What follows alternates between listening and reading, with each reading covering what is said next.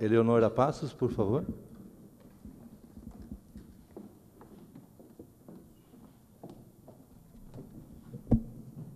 Obrigada. Tá ótimo. Bom dia a todos.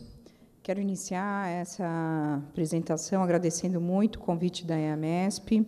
Realmente, para a UITP, é sempre muito importante estar nesse evento, é um evento que marca aí o calendário brasileiro, uma mesa tão especial como essa. Realmente, muito obrigada. A ideia é apresentar aqui eu preciso, acho que, do Power.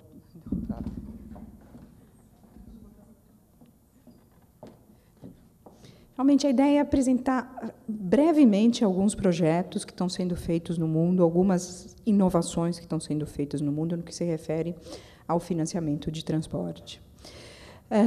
Eu quero dizer que, realmente, eu vou começar a minha apresentação com a frase que o Generoso falou: não construiremos mais trilhos como antigamente. De fato, não construiremos trilhos mais como antigamente. E essa é a visão que a UITP tem, porque, realmente, os sistemas de trilhos não estão sendo mais construídos como antigamente.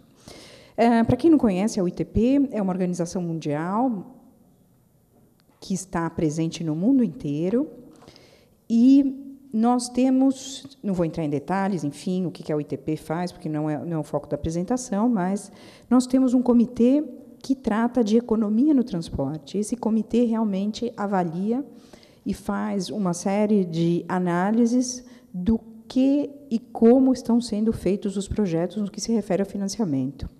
Então, dentro disso, temos uma comissão. Eu trago isso daqui um pouco mais para ilustrar os temas que estão sendo desenvolvidos na comissão, sobre gerenciamentos de demandas na hora pico, como isso funciona e como isso impacta nos custos e nos financiamentos dos sistemas, financiamento da operação dos sistemas. A UITP divide, de maneira geral, de duas formas, né? O financiamento da operação e o financiamento do investimento inicial da rede. Também estamos analisando os esquemas de financiamento no que se refere ao gerenciamento de risco. Monetizar a digitalização é outro tema que vem muito forte, e, obviamente, a taxa de retorno e performance dos contratos. Mas, agora, entrando diretamente no que é o que são as novas maneiras de financiar os sistemas de trilhos. Primeiro, eu acho que, quando o Generoso comentou a respeito de que há dinheiro e não há projetos, e que os projetos são feitos de maneira rápida para atender prazos, aí a gente já verifica que, realmente, o projeto não vai dar certo. Qualquer um desses projetos que eu estou mostrando, eu vou comentar mais à frente os números deles, mas todos esses projetos, em média, tiveram 10 anos de planejamento. São projetos que demoraram muito para começarem, para o início desse projeto. Não estou falando nem de construção, não estou falando absolutamente de início de obra, nem nada disso. São o planejamento desses grandes projetos, realmente leva um tempo para ter uma maturidade, para se obter os recursos, para equacionar, e, assim, depois, início de obras, inícios de outros tipos de negociações. Nada mais aqui, para dar um exemplo de vocês, aqui a gente tem um projeto muito grande de Los Angeles, que tem um custo de 40 bilhões de dólares, e que 40% desses recursos vem da venda de bônus. O projeto Crossrail, que várias vezes foi citado nesse evento, anos passados, anos futuros, enfim, já estamos no Crossrail 2, para a área de Londres, também 16 bilhões de libras, e 4 bilhões desse projeto são impostos de contribuição de melhoria, fundos comerciais, fundos de negócio. Então, a gente vê que, cada vez mais, para que esses projetos deem certo, tem que ter uma cesta muito variada de fontes de recursos. Trago, inclusive, por exemplo, o projeto de Delhi, também, que são 192 quilômetros de metrô, com 140 estações, um projeto orçado em 11 bilhões de dólares, no qual 7% é financiado através da captação do uso do solo, de melhoria do uso do solo. O restante é comercialização de bônus em fundos de investimento.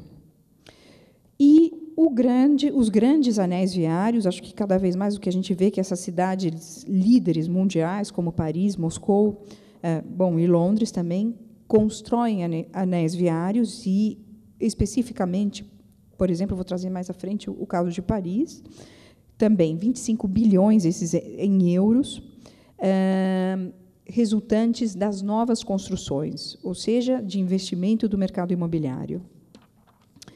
Vou começar um pouco aqui com o caso do Canadá. O Canadá realmente acho que tem tomado à frente uma liderança muito forte no que são novos mecanismos e como eles funcionam e quais são as opções. Especificamente, no caso de Toronto, eu trouxe aqui um pouquinho da avaliação que eles fizeram, e eles dividem em 3 tipos de fontes de financiamento. O tradicional, os impostos, baseados no trânsito, especificamente. Isso quer dizer o quê? Circulação de veículos individuais que se beneficiam de... Enfim, não vou entrar, porque o auditório seguramente já conhece todos os benefícios de que podem trazer esses tipos de recursos. No caso específico do Canadá, então, eles debatem o financiamento por meios de tradicionais, financiamento também pelo benefício dos negócios que estão nesse entorno, que eu acho que é bem esse o foco dessa apresentação. Também os instrumentos baseados na melhoria que traz exclusivamente na valorização do uso do solo. De maneira geral, sempre se comenta muito os casos de Hong Kong, que é realmente líder nessa questão, mas é importante observar que a propriedade da terra em Hong Kong é completamente diferente da nossa realidade. É uma terra pública, e aqui temos instrumentos, digamos, privados para serem regulados ainda. No caso esse de Toronto, especificamente do projeto, é importante comentar 2 pontos. Primeiro é a valorização no uso do solo, que é um imposto que tem, digamos, um período limitado, de 1 a 5 anos. E tem uma taxa específica de um distrito especial. O que é um distrito especial? Um distrito que está muito bem provido de transporte, e isso é a longo prazo para o financiamento. Então, essa é uma taxa, ou é um imposto, a longo prazo. Outra fonte de financiamento, mais uma vez, não é do tráfego, mas sim daqueles que têm propriedade de um veículo, Então, tanto são as taxas de combustíveis, os IPVAs, os DPVATs, o DPVAT não, que é seguro, né, mas o IPVA, né, que seria a taxa de uso do veículo privado, inclusive comentando que pode variar de acordo com a quilometragem que é feita pelo veículo. Obviamente que tudo isso tem que ser avaliado, no caso desse projeto do Canadá, foi avaliado por 7 critérios, né? O potencial de receita, porque muitas vezes discutimos, vamos implementar uma taxa de melhoria do uso do solo, mas quanto isso realmente reverte? Quais são os impactos que isso pode ter? A previsibilidade da receita, a análise do equilíbrio social, o impacto que isso poderia ter nas demandas de viagem, a aceitação pública, obviamente, temos que sempre avaliar quem é que vai estar pagando essa conta, se realmente aceita, e a facilidade de implementação. Obviamente que tudo isso está monetizado, né? Eu não vou entrar em detalhes em cada um desses quadradinhos, obviamente, mas eu quero dizer que há muitas cidades utilizando e verificando esses tipos de recursos. Por exemplo, Nova York se financia a operação do transporte através dos pedágios e pontes que chegam a Manhattan. Também temos os casos das cidades de Vancouver, que cobram imposto sobre o combustível. Ontário, Calgary e Edmonton também, todas as cidades no Canadá, praticamente, criaram um imposto sobre o combustível, o qual é revertido 100% para o transporte público. E depois o uso diário do veículo, os impostos de usos diários, semanais, como isso funciona na arrecadação dos estacionamentos. Então, são grandes projetos, no qual realmente se avalia quem é o beneficiário de toda essa gama de cadeia. Mais uma vez, impostos sobre o comércio, como o comércio se beneficia. Então, aí temos Los Angeles, Vancouver, os pedágios urbanos de Londres, Singapura e Estocolmo. Um pouco menos usado, mas são baseados nos eixos do veículo. E, cada vez mais, ou seja, a gente tem essa variedade de recursos que podem ser fixos ou não. Vou diretamente agora para o caso de Nova York. Eu acho que sempre, quando falamos das cidades, né, dizemos as cidades, os sistemas são muito subsidiados, pouco subsidiados, a Europa subsidia, a gente precisa de subsídios. Eu diria que, cada vez menos, as cidades estão subsidiando, mas, sim, subsidiando um usuário que necessita, mas realmente falta dinheiro, não só na América Latina, mas também em todo o mundo. Vou dar mais aqui uns números aqui sobre Nova York, mas eu vou direto para o que se refere aos números da operação, o custo da operação de todo o sistema de Nova York, isso incluindo metrô, ônibus, trem, ônibus metropolitanos, e também é importante dizer que, no caso deles, a autoridade também cuida dos túneis, pontes, e, além do custo administrativo, são 14 bilhões de dólares por ano, esse custo. E como isso funciona? Primeiro, obviamente, a arrecadação de tarifa, as taxas que são cobradas do usuário do veículo e subsídios do governo nacional, que eles mesmos comentam que cada vez é menor. Então, aí temos 17% vai para financiamento de obras, de novas obras, ou novos investimentos, podem ser investimentos de tecnologia, 23% é o financiamento da operação, e o restante são recursos administrativos de pessoal. E aí, de onde vem esse dinheiro? Temos aproximadamente 40% é a tarifa, o subsídio é 7%, isso quer dizer, nunca vamos falar de sistemas de transporte que não sejam subsidiados, sempre haverá uma porcentagem de subsídio. Questões extratarifárias, 5%, e os pedágios e impostos dos impostos anteriores que eu comentei, geram 37%. Então, há uma série de impostos de melhoria e de benefícios que o transporte te traz, que realmente revertem de uma maneira muito, muito significativa no caso de Nova York. No caso de Nova York e outras cidades que eu vou comentar mais à frente, também têm utilizado esses mecanismos. E quais são esses mecanismos? São taxas comerciais, ou seja, os comércios pagam por estarem bem servidos do transporte público. Obviamente, os impostos urbanos, que são impostos tradicionais, mas que, de maneira geral, são revertidos 100% para o transporte, ou em grande porcentagem.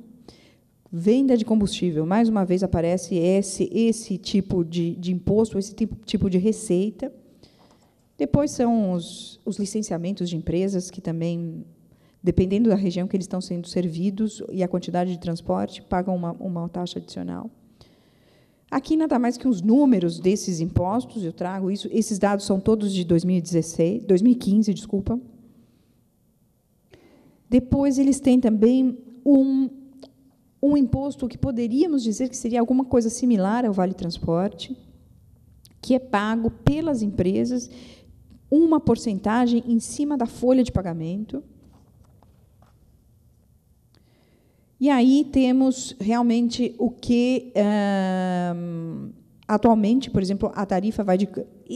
Isso daqui, digamos, são os parâmetros que eles utilizam para equacionar o financiamento deles, do sistema de Nova York. Então, de 40% a 50% deve vir da tarifa, os pedágios vão corresponder a 20% a 25%, as taxas, digamos, de compensação pelos impactos negativos dos veículos, também em torno de 25% a 30%, e as taxas urbanas, os impostos urbanos, de 20% a 25%, e os subsídios, no máximo, em 8%.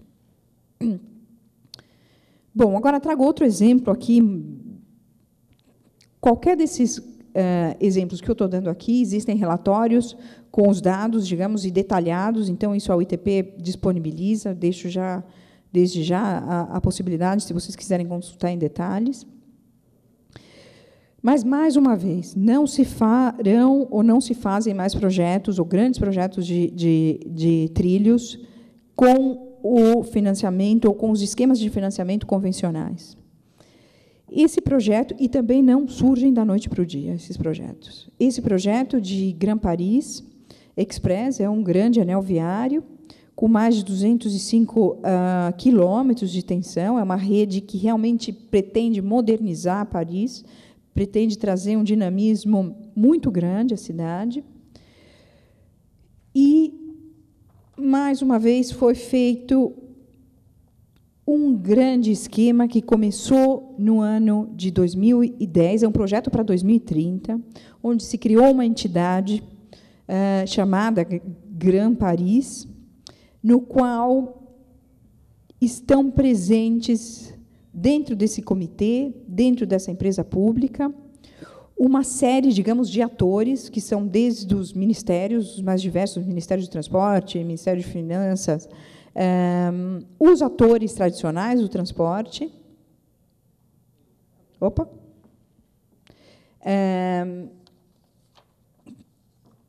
E, dentro desse mecanismo, digamos, primeiro se formou essa grande autoridade, essa estrutura muito sólida, na qual permeará vários mandatos, permeará vários presidentes, no caso deles.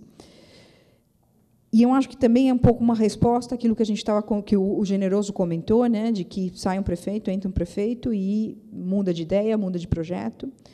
Então, essas estruturas são estruturas que vão ser permanentes. Em 3 anos, nos 3 primeiros anos, eles já montaram um fundo coletivo para o investimento de quase 500 milhões de euros. E, nos 3 primeiros anos, o projeto total se calcula em 29 bilhões de euros, no qual 25 bilhões estão destinados exclusivamente para o investimento desse grande anel viário. E como que funciona esse esquema de mecanismo? São impostos, acho que tem que voltar aqui uma, são impostos que vão gerar esses mecanismos. Então, impostos dos mais variados esquemas, especificamente, esse é imposto sobre as empresas que têm redes. Então, redes elétricas, estações de rádio, telefonia, antenas. Aqui um detalhe um pouco do como funciona todo esse imposto, não vou entrar em... Aqui. Taxas especiais.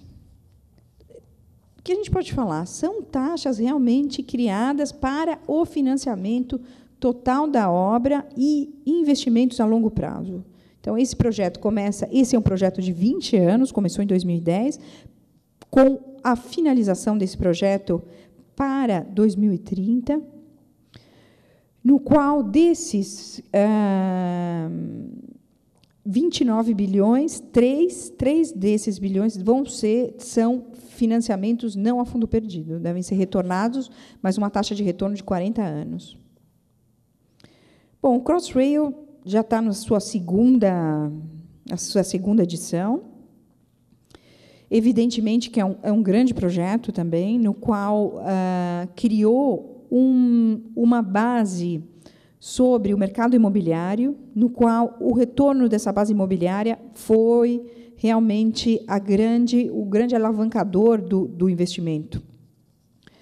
Mas eu não vou entrar em detalhes de todo o esquema de financiamento que foi feito, mas eu quero nada mais, considerando o tema do painel, mencionar como que o projeto já está sendo pensado, especificamente no caso das estações, como potenciais geradores de renda. Então, acho que também é outro ponto que deve ser muito observado na América Latina, porque, às vezes, a gente constrói a estação e depois que a gente vai pensar que aquilo pode ter um potencial de negócio. Então, eles realmente, isso já está monetizado no sistema de financiamento deles. Então, aqui um pouco falando dos tipos, né? Então, primeiro, uma porcentagem de payback, ou seja, um financiamento que vai ser retornado em 30 anos, se eu não me engano, acho que até, não tenho certeza, mas ao redor, exatamente, de 30 anos. Financiamentos que estão alavancados pelo mercado imobiliário também. E, realmente, esse projeto é um projeto de êxito, porque criou uma modelagem financeira extremamente exitosa, renovando as áreas